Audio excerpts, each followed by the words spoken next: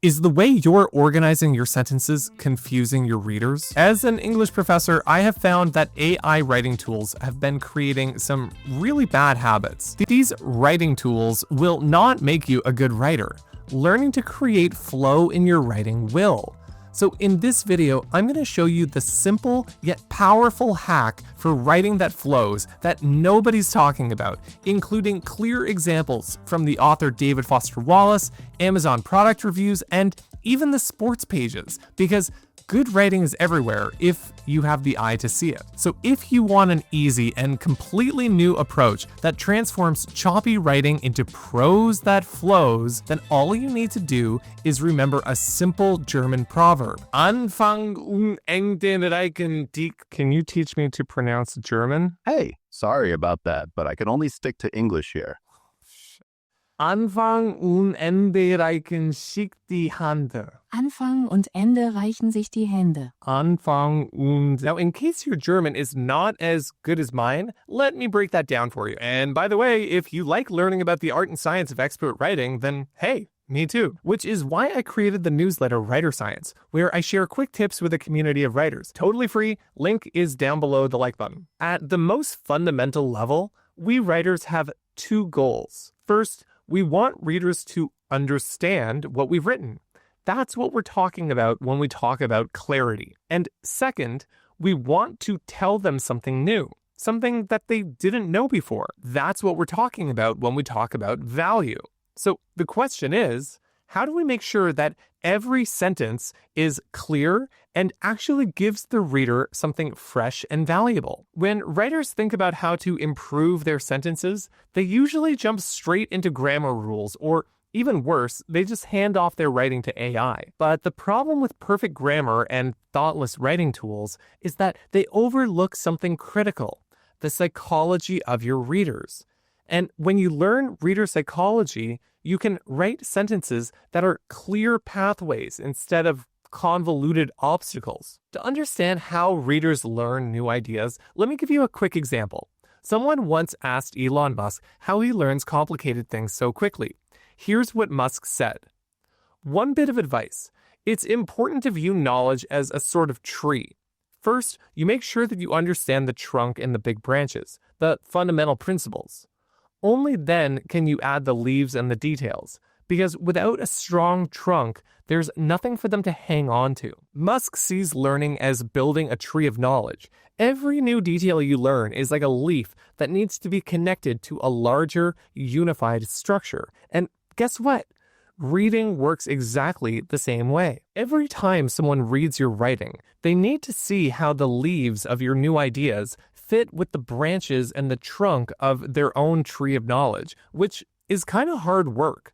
But when writers make that work easy, that is, when readers can take in a lot of new knowledge without having to work hard to connect it to what they already know, that's what they mean when they talk about writing that flows. So if you want your writing to flow from one valuable sentence to the next, then all you need to do is make sure that every sentence gives your reader two pieces of information. For the first part of your sentence, have you ever read something and thought, I know this already, why am I reading it?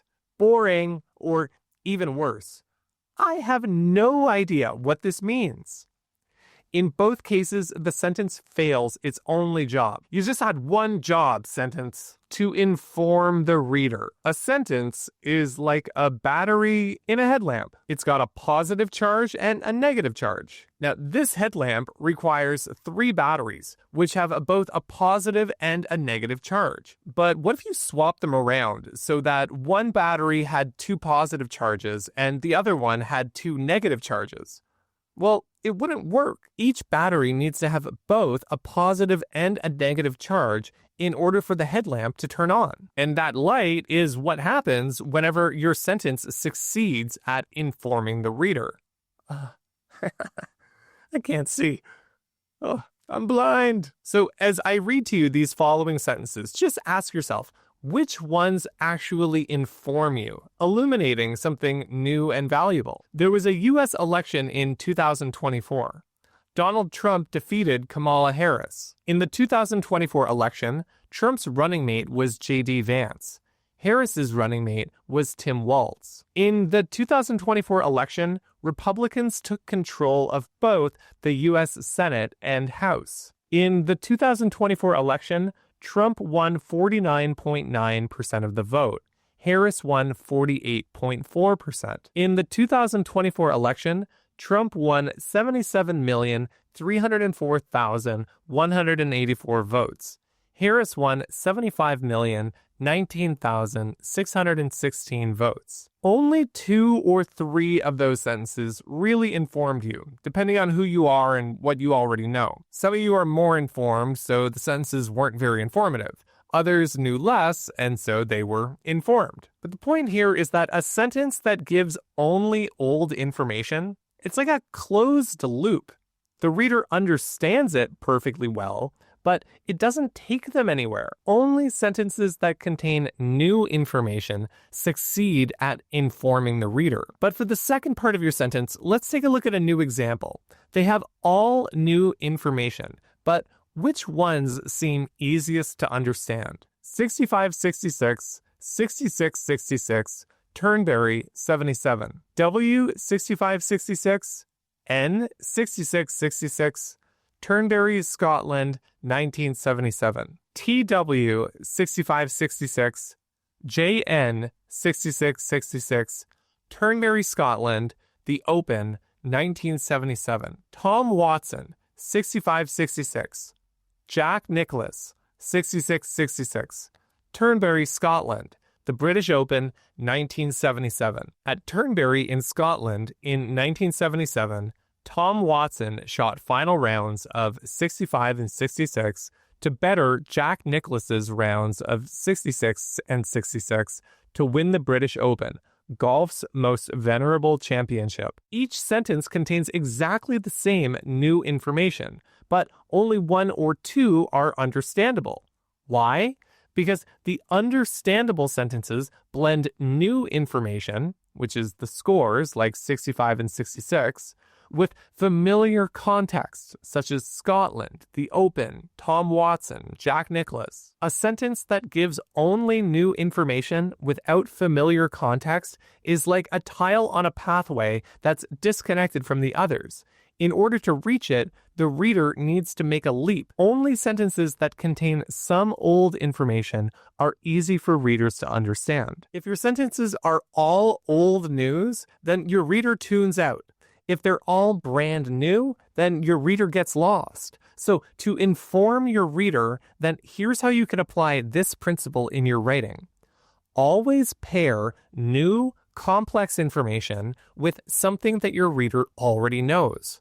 This balance between what's familiar and what's new, like the two ends of a battery, ensures that the reader stays engaged, understands clearly, and gets real value from each sentence. But how much old information do they need? And where exactly should we put it? To answer that, I'm going to sell you this pen. It's a great pen, and if the following description successfully informs you about why this pen is so special, then you are definitely going to want to buy one for yourself. But even more importantly, you're going to see the way that sentence organization influences reader psychology. For beginning and intermediate writers, an excellent pen is the Zebra F301, a very thin barrel of lightweight stainless steel. Steel direct from the renowned mills of Japan is at its core. And to provide extra durability and comfort, 2 major innovations are used in its outer construction. 2 layers of reinforced plastic are securely molded to its barrel of steel for increased durability. A wrapping of textured rubber grip surrounds its 2 plastic layers for increased comfort. Most standard ink refills can be used with the F301. The Zebra F series refill functions best, however. All the standard lengths are included in the F301's size range, although the 5 to 6 inch range is easiest to obtain. Fortunately, any of 6 different colors can be ordered for the F301. So, did you buy the pen? No? Well, then clearly something went wrong. When writing fails to inform, it means either that the reader didn't get any new information or the new information wasn't clearly connected to what they already know. But the weird thing is that in our pen example, each sentence actually did contain both old and new information. So why didn't it work? Well, the problem wasn't the information itself. It was the order. It's like putting the batteries into the container backwards. You've got all the right information in there, but it's just in the wrong order. So now watch what happens when we keep the information in each sentence the same, but just change the order. So for the first sentence, we'll keep it the same as the original. For sentences 2 and 3, we'll just flip them around, and then notice how this flip in sentence number 3 puts durability and comfort right at the end of the sentence.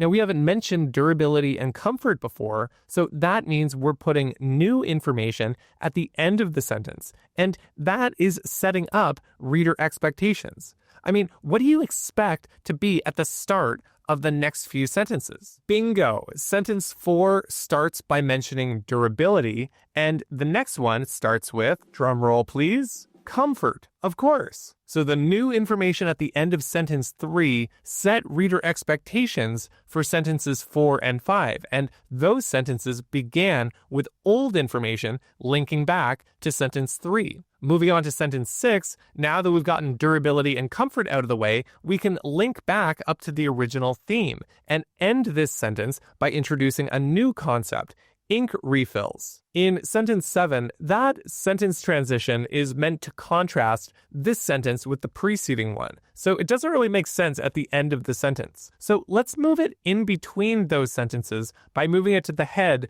of sentence 7. With sentences 8 and 9, they follow the same pattern. They start by linking back up to the super theme and end by introducing a new concept, lengths and colors. Since we read from left to right, and since we learn new things by attaching them to what we already know, readers naturally expect familiar, that is old, information first, followed by unfamiliar, new information. If we reverse this order, then readers have to constantly backtrack to make sense of what they're reading. The chains of reference between the ideas become like a plate of spaghetti with the sauce underneath. So what's the solution? Well, it's simple.